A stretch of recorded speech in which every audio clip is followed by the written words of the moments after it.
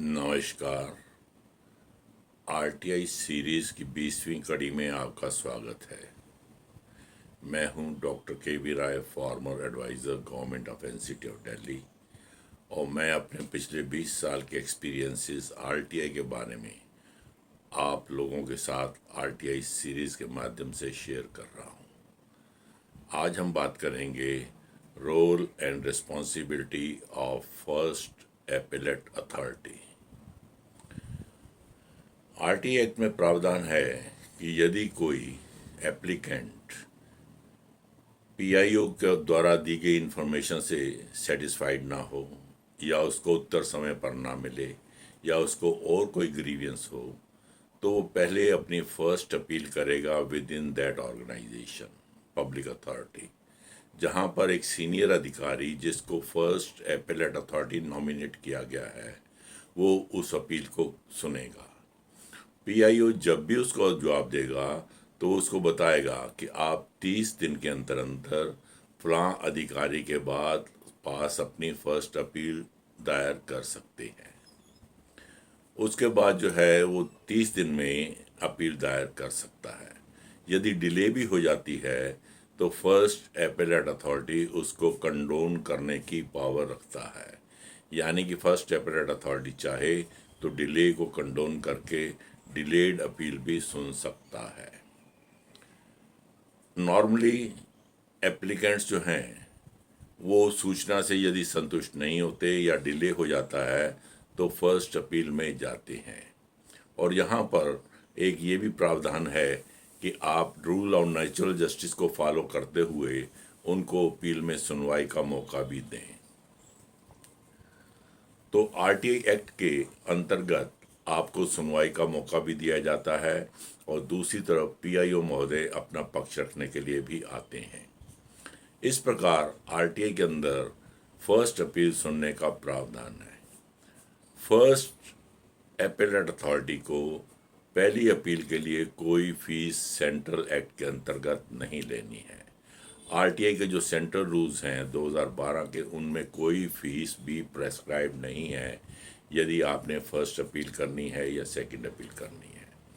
हाँ, कुछ state governments ने फर्स्ट अपील के लिए प्रावधान कर रखा है, फीस जमा करानी होती है, तो उसका आप वेबसाइट पे मूल्यांकन कर सकते हैं कहाँ कहाँ फर्स्ट अपील की फ़ीस लगती है। इसके बाद जो फर्स्ट एपेलेट अथॉरिटी है वो आपको सुनवाई का मौका देता है। थर्ड पार्टी इंफॉर्मेशन में भी फर्स्ट एपेलेट अथॉरिटी को दोनों पार्टीज़ को सुनने का मौका देना होता है, ताकि वो भी अपना अपना पक्ष रखें और उसके ऊपर निर्णय लिया जा सके। फर्स्ट एपेलेट अथॉरिटी जो है वो एक क्वासी जुडिशियल फंक्शन परफॉर्म करता है, इसलिए उसको पीआईओ की बात को साथ सहमत होना हर समय आवश्यक नहीं है। यदि वो सोचता है कि पीआईओ ने अनजस्टिफाइड ऑर्डर पास किया है तो सूचना देने के लिए आदेश भी कर सकता है।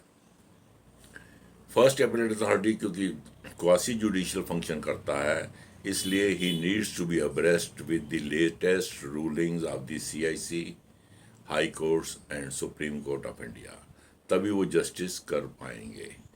इसके बाद फर्स्ट एपेलेट अथॉरिटी को अपना निर्णय जो है 30 दिन के अंदर नॉर्मली लेना चाहिए, परंतु यदि किसी कारणवश वो बिजी है या नहीं डिसीजन ले पाता तो वो 45 दिन उसके लिए मैक्सिमम समय सीमा है, जबकि सेकंड अपील में ऐसी कोई समय सीमा नहीं है।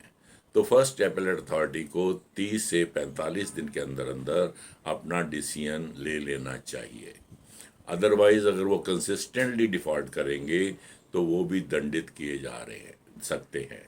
उनके ऊपर कैश का दंड नहीं पड़ता, परंतु कॉन्स्टेंटली डिफ़ॉल्टर होने के कारण से उनके अगेंस्ट डिसिप्लिनरी प्रोसीडिंग्स करने का आदेश दिया जा सकता है by the central information commission और state information commission.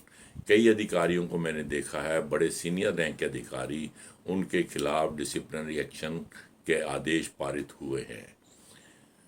Second, first appellate authority को ये भी देखना है कि उसने जो आदेश पारित किए हैं उनके खिलाफ यदि सेकंड अपील होती है तो वो उसकी डिफेंस में वहाँ पेश हो, तभी वो डिफेंड कर पाएगा अपने डिसीजन को।